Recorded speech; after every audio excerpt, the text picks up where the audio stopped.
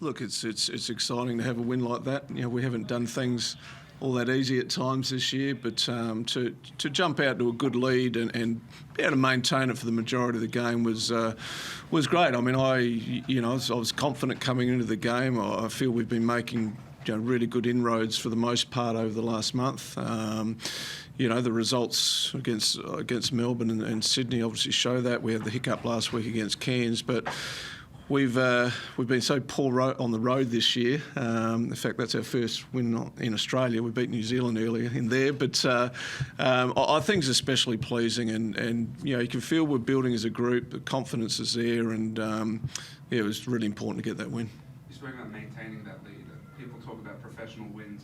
How important was that? The fact that you got out to that lead and you didn't really let up at all? Very much so, especially after the Cairns game last week, where we jumped out to a 15-0 run. We got up by 16 in the third quarter, and we let them come back both times in that, and ultimately that we lost that game. So, yeah, that's an evolution of where we are as a group. We spoke about not having those mental mistakes and those let-ups like we did last week. So, yeah, it was especially pleasing.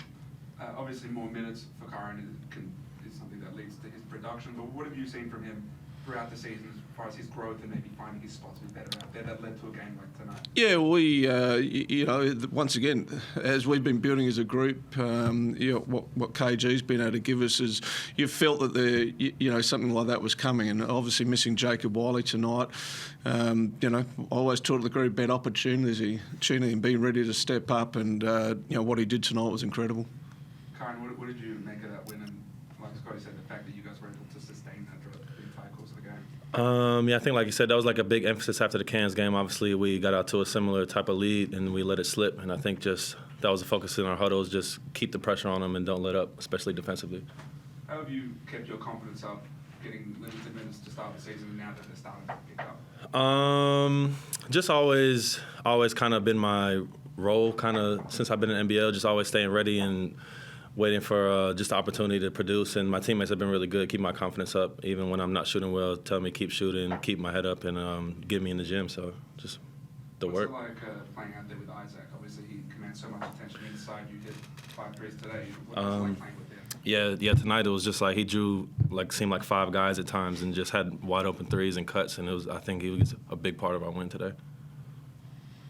Scott, sat there and watched and sort of, thought about how Adelaide's gone this year and couldn't help but think that, Phoenix, there was a little bit of Phoenix about Adelaide, 2 months ago, and you've taken over and you've turned that around. Do you sympathise with Mike a little bit with sort of how they're going in their Absolutely. It's they've been cursed with the injuries they've had, and we weren't disappointed to hear that Williams wasn't going to be playing tonight, and obviously Gary Brown's carrying injuries and the guys that they're already missing. So yeah, that's absolutely. That's I really feel for Mike. I've known Mike from a long time and played against him 100 years ago as well. So you do feel for him, and you just hope that they get some of those bodies back and can win some games.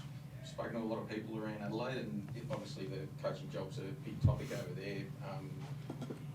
Your mates from those championship teams, and the kind of died in the wool Sixers guys have really come out in support of you.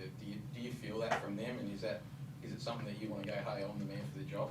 Oh, I've paid them off. It cost me a lot of money to do that. But no, look, I think seeing those guys a couple of weeks ago, that 25-year reunion, and I've talked about having Darnell Me and David Stiff and Rupert Sapple out to trainings and introducing them to these guys, and obviously Brett Maher's a constant around the group is outstanding. I think as far as the coaching next year is. You talk about what you can control. All we can control is the now, and the now for us is winning games and trying to get back to where we're playing consistent basketball, and I think we've got to the stage now where there's no one in the competition we fear. We can go in confidently knowing that our best is good enough to win games of basketball, and I think that's especially pleasing to me that we're at that point now. Now, taking nothing for granted, but I expected to come in here and win this game, and that sort of result, maybe the margin surprised me, but didn't surprise me to come in here and win that game. So all I can control is the now, and all that other outside noise will take care of itself. I think from outside looking in, with KG, a lot of people have sort of thought this is the type of game that he's capable of and something that he can produce consistently. What does his role look like moving forward to the end of the season, with Jacob obviously potentially coming back, and he sort of built a little bit, but tonight was kind of that breakout game, I guess. Yeah, and what KG gives us is that point of difference to our other bigs, being such a threat from the perimeter, and we felt going into the game, he was an obvious one to start. Like I said, Isaac draws so much attention, and he's just having an incredible few weeks at the moment and takes the pressure off everyone else. So the ability to have someone to stretch the floor and you have to defend is a blessing for us. KG's put his hand up to play extended minutes now, so that's that'll certainly continue this weekend against Illawarra, and it's hard to see that changing moving forward. KG, what's behind this change under Scott and in the whole group? And like Scott said, you've beaten United, you've beaten Sydney, you don't fear anyone anymore, whereas at the start of the year it felt like sometimes you walk into games knowing that you probably, we're going to get a beat. What's changed? How's it changed so much? I feel like we were putting so much pressure on ourselves before, and like with all the wooden spoon and all the stuff like that, there was a lot of outside noise, and I feel like we just really refocused on ourselves as a group, and we know how good we are, and we have each other's backs, and I think it's making an obvious difference on the court in the way we play.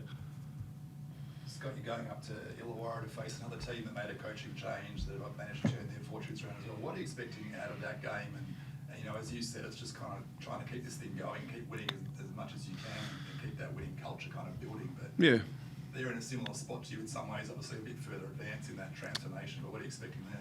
Yeah, well, it's fresh in our memory. We played them on New Year's Eve, and we had a really good first half, and then we had a horrendous third quarter. And I think what you've seen, we've made adjustments to that since then, and made it a real focus. And the games, one of the adjustments I've made is starting Jason Cadee in that third quarter to give us a bit of stability and get us organised offensively. And I think, the numbers don't always show up with him, although he shot the ball particularly well tonight. But,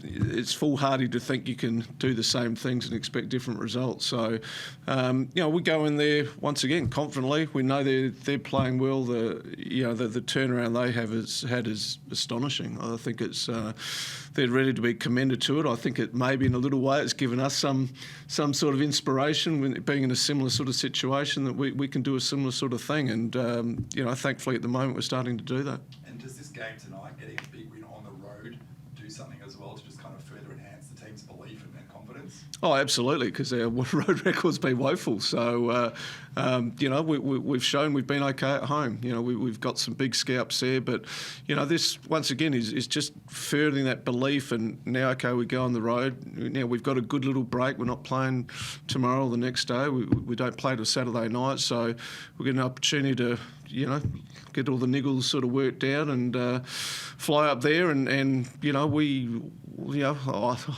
really speak about it as a group, but I'm eyeing some of the teams. The league is so open this year. There's no reason if a team gets on a roll, we can't start pushing up the ladder a little bit. We're not talking finals or play-ins or anything like that, because we still know that's would take a monumental achievement. But once again, we can only focus on what we're doing right now, and that is playing some good basketball.